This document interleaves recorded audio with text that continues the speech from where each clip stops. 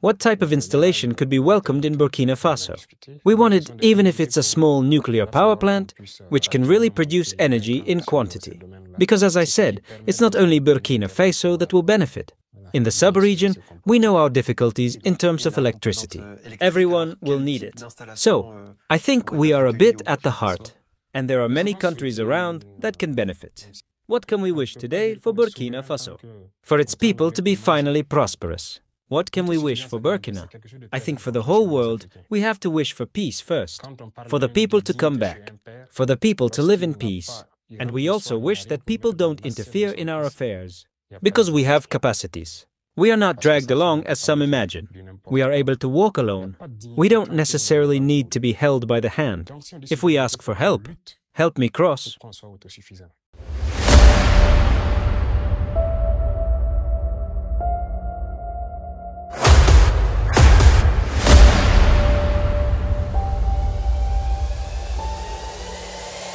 This is the journey to One Africa. Hello everyone and welcome to the big interview. Today I am joined by Captain Ibrahim Traoré, President of the Burkina Faso transition. Mr. Traoré, hello. Hello. So, a first question to start with. The summit in Russia, Africa, the second edition of this summit, has just ended. What assessment do you draw from these 2 days of meetings, of forums? Okay, hello, and thank you for the opportunity to express ourselves from here. We came to this forum, which yesterday held its epilogue, and we can say that we are very satisfied. The assessment is quite positive, because it was about seeing the prospects for what concerns our states and what also concerns our relations with the Russian Federation. So, we have explored enough areas and there are good prospects. Donc, on a épluché assez de domaines et il y a de bonnes perspectives. You were able to meet Russian President Vladimir Putin in a bilateral format. What do you remember from this meeting?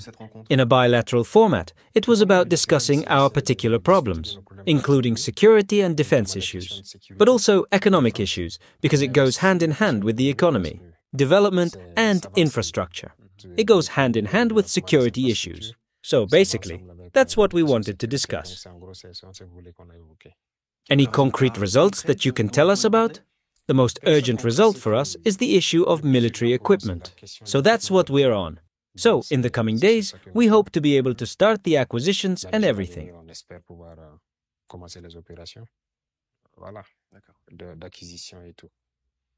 We'll talk about this area a little later, but I would like to ask you a question. You made a statement earlier. You said that the Burkina Faso people supported Russia's special military operation. Can you explain that to us? Of course, it is the right of the people to express an opinion. So the vast majority, I said, supports it. But it's not about focusing on that, because any war is bad. There is no good war. As long as people die, it's not good. We often say that even terrorists who attack us, we want them to drop their weapons and come back to their senses. Because they are young people who are being killed.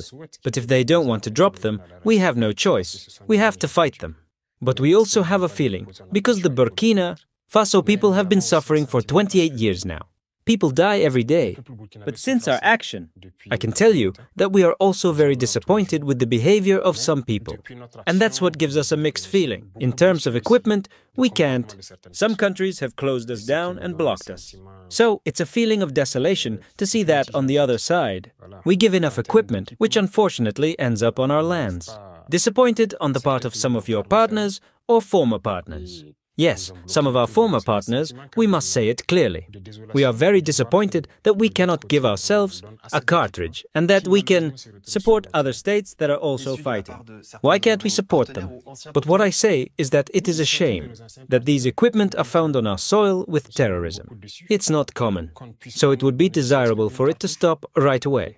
Yesterday, during the summit, most of the African states spoke out to find a solution to the negotiation. But what we understood is that there is no will to negotiate with a party. So, it's getting complicated. Of course, we will come back a little later on the military component. But I would first like to have your opinion, in general, on the current state of relations between Burkina Faso and Russia. What are they? So, we must say that the relations are being relaunched. These are relations, as we said, since 1992, the embassy was closed. Currently, there are agreements. It's okay, we will reopen. Diplomats are already in contact, and trade relations must resume, in terms of industry and everything. We discussed a lot of things in our trade relations and everything. So, for example, you were talking about industry. In which areas? In several areas. Agricultural, we talked about it. The mining industry, we talked about it. Infrastructure, a lot of things to build. So you will also qualify Russia as a partner country of Burkina Faso. So, you talked about these perspectives, but how can this be translated concretely? The partnership with Russia is first of all strategic. And concretely, what affects us is also the speed of reaction. First, we must understand that Russia is concerned about the humanitarian situation in Burkina Faso. It must be said, it was one of the states that sent us to eat, to move internally. And they announced yesterday that they were going to send us to move. It's very good that people are concerned, but not all countries are concerned. First of all, about our populations. And on top of all that, in terms of development, we still have a lot of agreements in progress. A lot of memorandums of intent are being signed, and we hope to receive Russian investors soon, economic operators, so that the economic flow can be more profitable for all of us. You said it, the diplomatic component is also important. The fact of reopening the embassy will make the exchanges more simplified between the two countries. Of course, it's very important. Tell me, we already have a lot of compatriots. Russia plans to increase the number of scholarships in various scientific and technological fields in universities. There are already Burkina Faso trainees, and the number will increase. So, of course, we need a diplomatic representation to manage all the administrative aspects and strengthen the cooperation that exists between us. Cooperation all over the world, in all areas. Of course, all possible areas. We are open in all areas. Are there any specific areas where Russia may have had expertise? Where you have more expectations? So we immediately talked about the issue of defense and security. This is our #1 priority. Then we can talk about energy. And we expect a lot from Russia, because Russia is a specialist in a given type of energy. That could be very beneficial for us and for the whole sub-region. Energy independence, because it starts with the energy that the industries can develop. We may want to install factories and everything, but if we don't have energy, it's complicated. So we started on this basis. There are infrastructures, oil products and everything. So there is still a lot of potential. We also have a lot of things to share with Russia. In the agricultural field, there are enough tropical products that Russia needs to export to Russia. To transform on the spot with industries and export. You talk about the energy component, which is indeed very important. More than that, the extraction of raw materials, such as hydrocarbons or the production of electricity. So the production of electricity is very important for us. That's what I was saying. Russia has hydrocarbons to export to us, whether it's all derivatives, products, and especially bitumen for our roads. Because we have very few roads. We need road infrastructure, rails for the train, and everything. We discussed it. So these are priorities for us. We will have to be able to quickly move up a notch in this area. This is what already allows the internal economy to behave well. And the electrical component?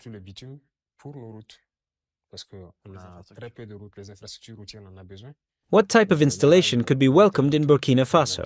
We want it even if it's a small nuclear power plant, which can really produce energy in quantity. Because as I said, it's not only Burkina Faso that will benefit. In the sub-region, we know our difficulties in terms of electricity. Everyone will need it. So, I think we are a bit at the heart. And there are many countries around that can benefit. So electricity is very important. And so, you had your first contacts with Rosatom, for example. The energy company. Yes, the ministers in question will change. There is a working group that will be put in place to manage all these aspects in general. So now, to evoke a little bit the security situation in your country, when we listen to Western media, and especially French media, the image of the Burkinabe army is not necessarily dazzling. It is accused of all kinds of crimes. Why this image, in your opinion? No, it's logical. The media are also at war. We benefit from it. It's logical for them. But we are not there anymore. Who destructed our armies? That's it. We denounced the fact that we imposed on the state structural programs. The budget of the armies was squarely reduced to zero. We lost everything, in fact. We had no more armies. They prepared 2 decades later these events that we are experiencing today. But terrorism is there. It's the same people who sing that we don't have an army. But in the meantime, where were they? So today, we want to rebuild an army to face it. We are in this phase. We recognize that it was a bit complicated, because it was disorganized. But we know what we are doing, and we can say that we are gaining power. Because the fact of being organized, already having organic units, being able to face the growing threat, I think it's good. The rest, they can say what they want. Because it's also a communication war. When terrorists attack, there is no problem. We don't talk about it too much. We have victories. Suddenly we hear everything about the right to name names. It's their war. So, precisely, this communication war, what impact does it have on the public opinion of Burkina Faso, on the population? I think that the population, the majority, the popular mass, as I said, can easily understand, because they suffer a lot from it. But we must also recognize that colonization has a lot of effects. There are also a lot of people in our country who we call local valets, who also often find themselves in the same areas of these Western media to denigrate their own armed forces, to denigrate their own fighters. It's deplorable, but it's the Burkinabe who do it. So there is a lot of work that we have to do to change the mentality. We have these colonial mentalities that still exist in some, who are always ready to serve the master, this slave behavior.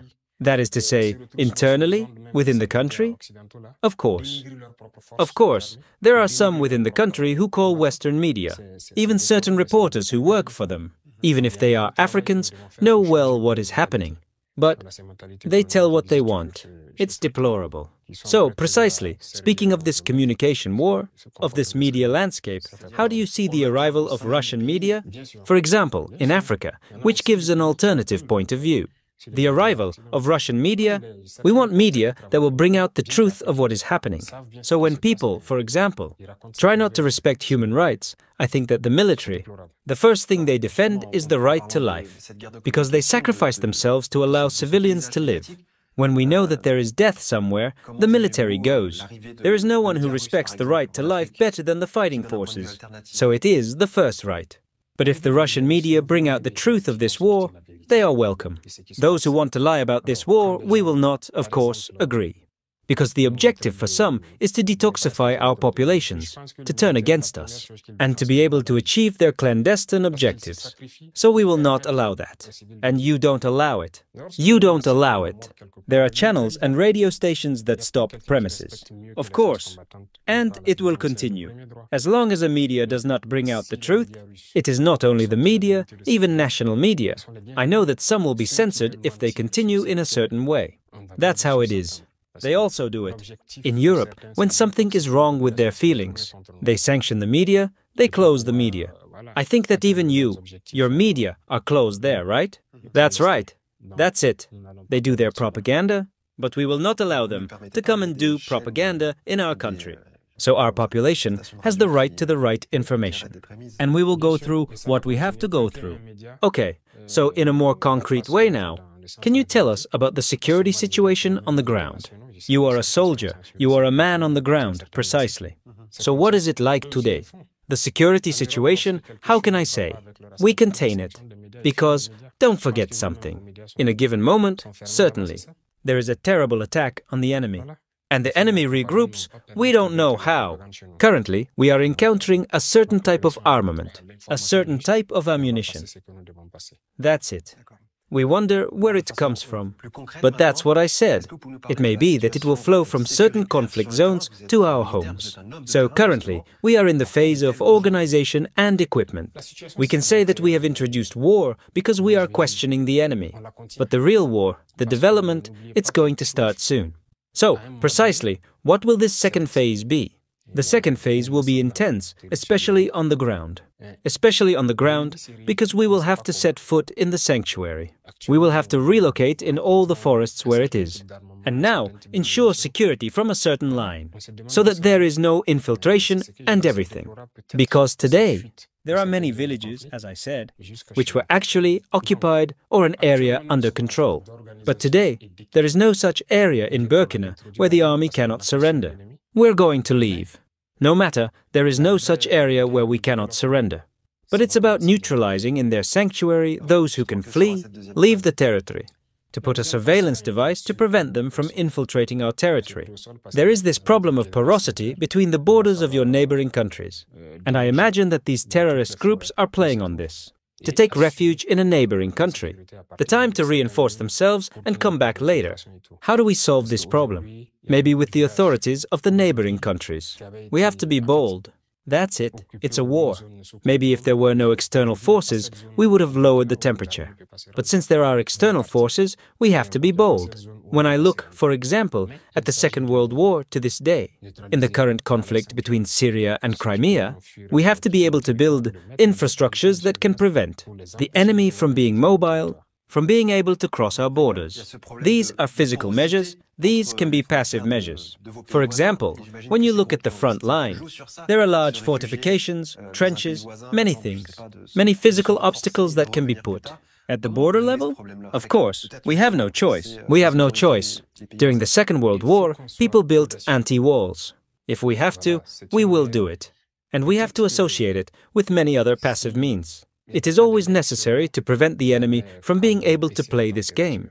And what are your current relations with neighboring countries that are suffering from the same problems as yours? So, the relations with neighboring countries, with most of them, it's going more or less well. With Mali, the largest border, 1,000 square kilometers, it's going very well because there is an interoper. There is communication. Yes, very good communication. If we go to Mali, the Malians come to us. There is no problem. With Niger too, we have difficulties, I must say. But we hope that it will be resolved, especially at the moment. Yes. Yes, currently, with the situation that prevails, everything is a bit blurry. We hope to be able to resume operations quickly there, because we also have a large border. But with the countries in the south too, there is no problem. We operate. You talked about the reconstruction of your army. Do you have specific equipment needs today?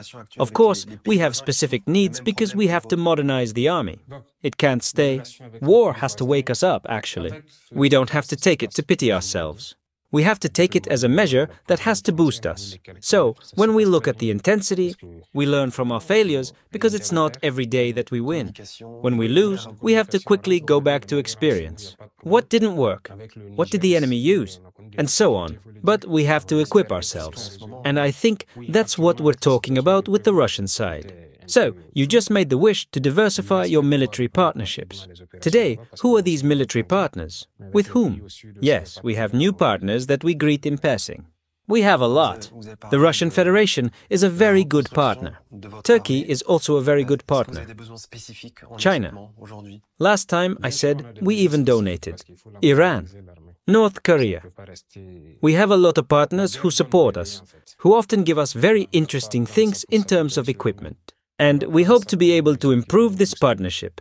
For example, is the air component important to you? Very important. Actually, it's one of the parameters that is very important to us. Whether it's surveillance, whether it's attack or combat. Recognition.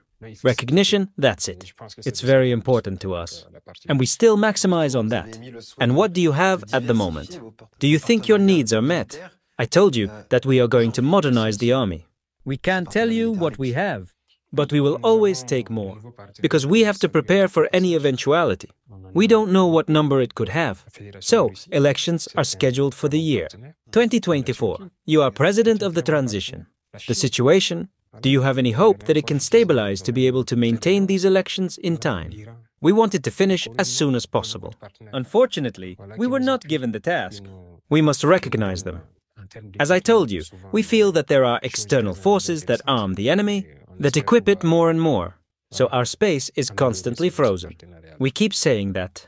We don't know why planes come back to Tbilisi, but just to make you believe that it's a logistical delivery. It must stop because we're going to move to another camp. And the more those who demand elections complicate the task, the war will be long.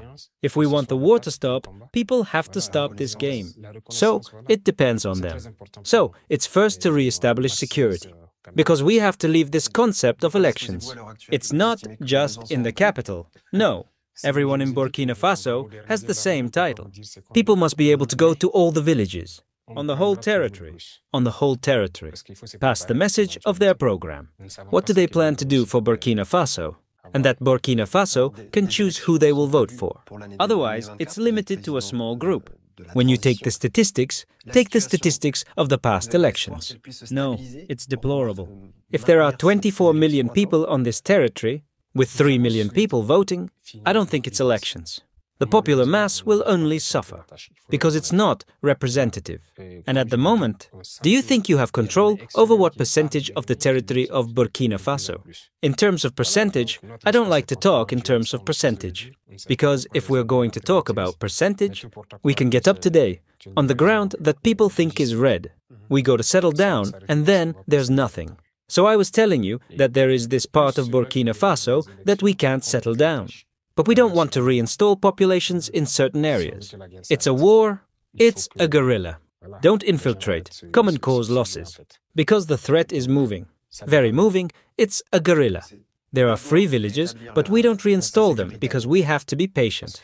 Many others are also reinstalled because we are focused on one area to finish a job before going elsewhere, even if we are trying to disperse, and hence the importance of civil infrastructures, like roads, to be able to have these movements, not only of the military, but also of the civilians, to be able to move easily to avoid these terrorist attacks. Of course, roads are very important. We take that, war, road infrastructure and development, especially for an enclosed country like yours, where there is no need for roads. What are the most important axes of your country? There are several important axes. In any case, all national roads, we would like everything to be paved. We think that if we manage to pave as many roads as possible, it will reduce the number of terrorist attacks. Because I said, there are areas that have been enclosed. They produce, but they have no capacity to transport to the capital. Donc je vous disais qu'il y a cette partie du Burkina où on ne peut pas s'installer. Voilà. Mais nous ne souhaitons pas réinstaller des populations dans certaines zones. Exactly. And then they got frustrated, they revolted. So we hope to be able to pave these roads, even if today terrorism prevents us from being able to pave these roads. But we will force. We will do it. It will benefit them all. It may certainly oppose the European arms, their activities. It is very important. I would like to bring up a new subject with you. You recently received a delegation from the BRICS in Ouagadougou. We talk a lot about it right now. What can this group of BRICS countries to Burkina Faso? Exactly. We even met them here. There are many things in perspective with the BRICS. The BRICS group is made up of a lot of investors from a number of countries. It is not only the 5 countries that make up the BRICS, because there are other countries that have joined, even if the acronym is not in the BRICS. They are investors who come and we discuss certain key areas. We have advanced on many areas, whether it is health, industry, mining, food, a lot of topics. We discuss them. Even road infrastructure. There are investors who are ready to invest. So that's it. These are investors from these countries, or BRICS partner countries, who propose to invest in your country. Of course, since we define the priorities. That's it, with the BRICS. We define our priorities, and they send the necessary partners who want to invest in these areas. In the framework you have defined. Of course, in the framework we have defined. We are formal. There are no more questions of institutions that lend us money or come to invest, so that we always stay in our poverty. It is we who define what we need. You do it according to the conditions that we discussed last summer, and that it is profitable for our people. Can you give us some examples of these priorities? For example, road infrastructure is very important for us. That's really at the top of the list. Of course, it's very important, agri-food, because we have to be able to produce and transform what we want to consume. This is very important to achieve food self-sufficiency. I criticized it yesterday. We have to achieve food self-sufficiency. These are very key issues. There are many other areas: energy, industrialization, many things. On the subject of food security, during the first plenary session of this Russian-African summit, talked about technology transfers. These are things that African countries are asking for, to be able to develop your own agricultural sector so that in the end you are self-sufficient. And even, according to the Russian president, so that you can become an exporter. We're still a long way off, of course. But Russia is proposing to accompany African countries on this road. We're not far off. It depends on us. We talked about it earlier, because these are issues that are important to me. President Putin was quite clear. He produces a lot of agricultural machinery here. So I said, it's good. The cereals we are given are very good, but we want to produce them. And he said, it's good. There are a lot of factories that make agricultural equipment. We also make the entrails here. And I have the same sign. We also have a fertilizer factory that we set up. We also want to do a phosphate exploitation to produce fertilizer. So we want to become a great producer and be able to export. Because we have the chance that almost everything works for us. Even wheat. It works well for us. But unfortunately, our products are not self-sufficient. Of course, this is a statement you made at this summit. I quote you, "Why continue to receive humanitarian aid if we have the potential to be able to feed ourselves, to be self-sufficient?" Of course. That's the purpose. That's the purpose. We don't want, as President Thomas Sankara would say, help that will help us get out of help. We don't want to stay in help forever. We know that today there is a humanitarian situation. The countries give us food and everything. But we want all those who have passed away, we want to be able to give more, because we want to produce. We don't want to continue to receive donations, because it's a form of dependency. It's a dependency. All these NGOs that are operating in our country, it's to keep us in the system. The chronic mandate. We can't continue like this. We have to get people back to work. We have to produce, we have to mechanize agriculture. We have enough potential for that. And besides, throughout this forum, that's what we heard. The words sovereignty. The words partnership, winning, winning. It's really now what African countries want. Yes, a lot of people also say it, but we have to translate that. Sovereignty is good. We can't say that we are sovereign as long as we have time to eat. Food self-sufficiency is something very important for us Africans. When we talk about dignity in a father, when he comes home at night, he has nothing to put on his son's plate. There is no dignity, because his wife is capable of doing anything. There is no dignity as long as you can't feed yourself. So if we have sovereignty, we have to fight to be self-sufficient. That's the message I wanted to pass on. Sure, we will be given, but we have to be self-sufficient. So sovereignty is good. Partnership, winning, winning. We talk about it, but we have to define the terms clearly. For example, we don't want to export our raw products yet. We produce soy, sesame, peanuts. All these are oligarchic products. But we don't want to export them like that. We want to transform and be able to export the oil. We consume it and we export the surplus. With an added value, of course. Otherwise, if we take everything raw, we export it. Look at our quality. It's trivial. It's a natural resource. We export it every month. The others transform. Even chocolate. It's very expensive. Women, cosmetics, and everything. No, we have to stop that. We have to transform. A question to finish. What can we wish today for Burkina Faso? For its people to be finally prosperous. What can we wish for Burkina? I think for the whole world, we have to wish for peace first. For the people to come back. For the people to live in peace. And we also wish that people don't interfere in our affairs. Because we have capacities. We are not dragged along as some imagine. We are able to walk alone. We don't necessarily need to be held by the hand. If we ask for help, help me cross. Yes. But we shouldn't be taken like children who can't walk. We have to hold their hand to show them the way. We don't want people to interfere in our affairs. So it's wishing for peace for all the peoples of the world. And also wishing for non-interference.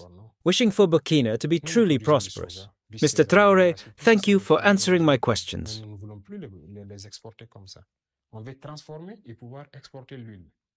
On consomme et le surplus on exporte. Avec une valeur ajoutée. Bien sûr. Sinon, si on prend tout en brut, On exporte. Regardez notre noix de qualité, comment c'est banalisé. C'est une ressource naturelle. Mais on exporte toutes les noix. Les autres transforment. Même le chocolat de ça revient très cher. Les femmes, les produits cosmétiques et tout. Non, il faut qu'on arrête ça. On doit transformer. Très bien. Une question pour terminer. Qu'est-ce qu'on peut souhaiter aujourd'hui au Burkina Faso pour que son peuple soit enfin prospère? C'est qu'on peut souhaiter au Burkina. Je pense que pour tout le monde entier, il faut qu'on souhaite la paix d'abord. Que les peuples reviennent vivre en paix. Et on souhaite aussi que les gens ne s'ingèrent pas dans nos affaires. Parce que nous avons des capacités. Nous ne sommes pas à la traînée comme certains l'imaginent. On est capable de marcher seul. On n'a pas besoin qu'on nous tienne forcément la main. Si on demande de l'aide, aide-moi à franchir, oui. Mais il ne faut pas qu'on nous prenne chaque fois comme des enfants qui n'arrivent pas à marcher. Il faut les traîner la main pour leur montrer le chemin. On ne veut pas que les gens s'ingèrent dans nos affaires. Donc, c'est souhaiter la paix pour tous les peuples du monde et aussi souhaiter la non-ingérence, souhaiter que le Burkina soit vraiment souverain. Monsieur Traoré, merci d'avoir répondu à mes questions. Merci. Et merci à vous de nous avoir suivis.